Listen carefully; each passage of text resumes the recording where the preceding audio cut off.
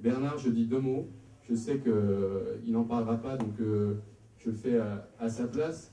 Je parle de quelqu'un qui est quelqu'un d'engagé. Il est médecin, il a été très engagé auprès d'Amnesty France.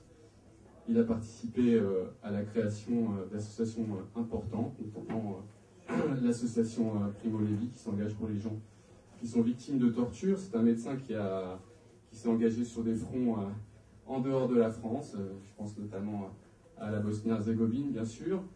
Et puis deux candidats qui sont ici, Bernard en tant que titulaire et Aurélie en tant que suppléante, sont des gens qui font honneur à l'engagement politique. On fait de la politique pas simplement en termes d'idéal, d'une société rêvée, mais aussi d'une réalité politique. Donc on est dans un système politique qui n'est pas le nôtre, qui est celui d'un régime présidentiel, de national-présidentialisme, comme on dit, puis avec un système majoritaire qui ne permet pas à toute la richesse, la vocation de cette société, la capacité qu'on pourrait avoir de faire participer,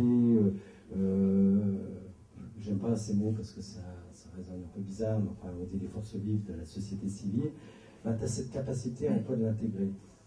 Pour gagner une campagne, on ne peut pas la gagner tout seul. Voilà, et vous me voyez venir avec mes gros sabots.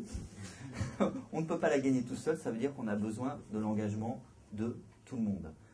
L'engagement, ça peut être de participer au porte-à-porte, de participer à des distributions, à des réunions thématiques, de discuter avec vos voisins, de porter nos idées. Et comme ça, ensemble, moi je suis convaincu qu'on va faire, et la réunion de ce soir en est la preuve, une belle campagne, une campagne dynamique, une campagne offensive, une campagne où on ne se résigne pas aux problèmes qu'il y a actuellement en France, où on ne se résigne pas à ce qu'il y ait une crise financière qui envahisse tout le débat public et qui anesthésie et qui fasse peser sur tous les domaines de la vie publique, sur tous nos domaines quotidiens, une espèce de chape de plomb qui fait qu'il n'y aurait plus de solution à rien. Ça n'est pas vrai. Ça n'est pas vrai. On va le montrer, on va se battre, et comme ça, on va rassembler les habitants du 19e et ceux de la circonscription pour la législative.